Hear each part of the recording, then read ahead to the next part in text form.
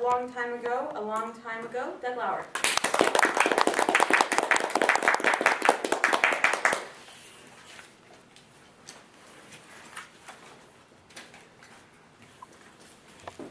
A long time ago, in an ocean far, far away, I participated in a time-honored ritual that any sailor who served in the Pacific Ocean can tell you about.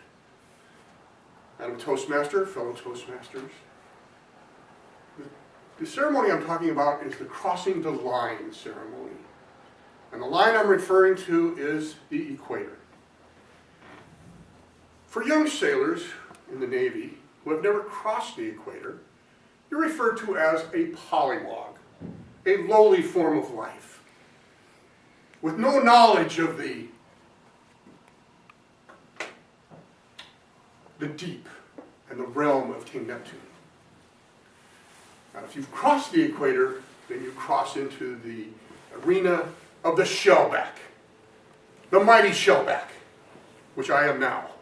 I wasn't there. We take you back to February 1980. We had been doing a port visit in Singapore. Singapore is close to the equator, so when we left port that morning, we headed south for the equator. I happened to have the watch. It was something called Sea and Anchor Detail. That's the watch group that takes the ship in and out of port. So I missed some of the early festivities of the crossing the line ceremony. I missed what they called wog breakfast. What they did was all the polywogs on their hands and knees were served their breakfast on the floor or on the ship, the deck, on the mess decks. And you couldn't use your hands. You had to eat like a dog. I missed that.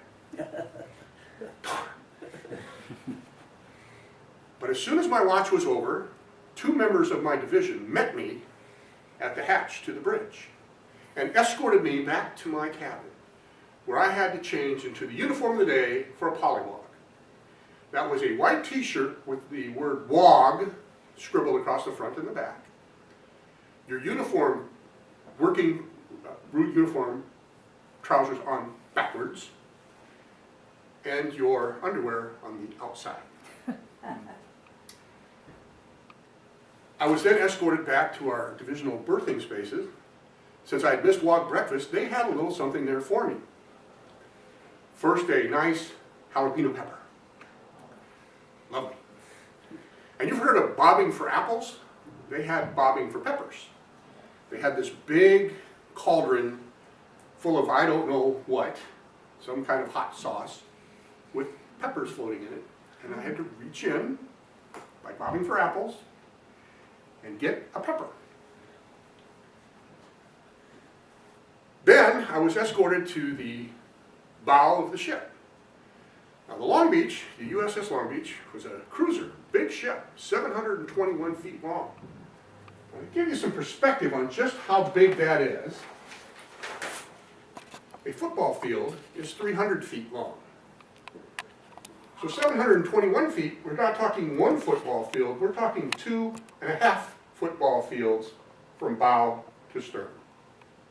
So I was escorted to the bow, whereupon, on hands and knees again, we spent the rest of the morning crawling, hands and knees, all the way to the stern. And on the flight deck, there was a various maze of obstacles, shall we say. Once we got to the bow, we had to suffer some indignities, of course, like smearing grease on our faces and other portions of our body. And the shellbacks were using something called a shillelagh. This may look like a piece of fire hose, but as you can see, it's been rather stylized. This actually belonged to my division chief, who gave it to me as a souvenir after. And it's sort of faded now, but you might be able to read the words "Wog Whacker" written on there. Okay?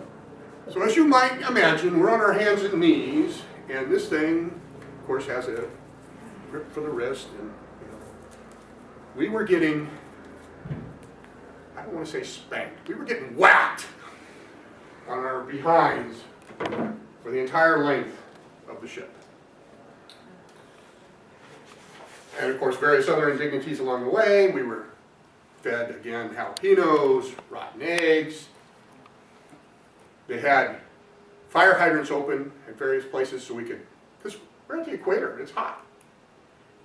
That cool salt water never felt so good, sticking my face right into that open fire hydrant. We eventually got to the stern where we had that maze. A couple of the obstacles I remember, we had to crawl through. You see those little circular kind of expandable things that sometimes they run dogs through? Well, we had to crawl through one of those, and it was full of the most disgusting garbage. Oh my God. And of course, you can imagine there was people were adding to it as they crawled through it. There was we had a paint rowboat, we called it a punt. They had it filled with water, pretty disgusting water. You had to dive in underwater, come up over the seat, dive in again, over the front seat, dive in again, and then out the front. Also, we had to pay homage to King Neptune, who happened to be the admiral. He was a 2-star admiral who was in charge of our task force. He was King Neptune, and we all had to go and pay homage to the king. And one final thing they did, they had a big dump tank. And they sat you up on the side of this dump tank, and then they dropped you back first into the water. And when they brought you out, they asked you what you were. Now, we've been polywogs all day. And my chief warned me, I have to give him credit, they warned me, they said, after they dunk you, you are now a shellback. So when they ask you, you yell shellback, because if you say polywog, you get to go all the way back to the bow and start all over again. So I was a proud shellback at that point. That was February of 1980, a long time ago in an ocean far away.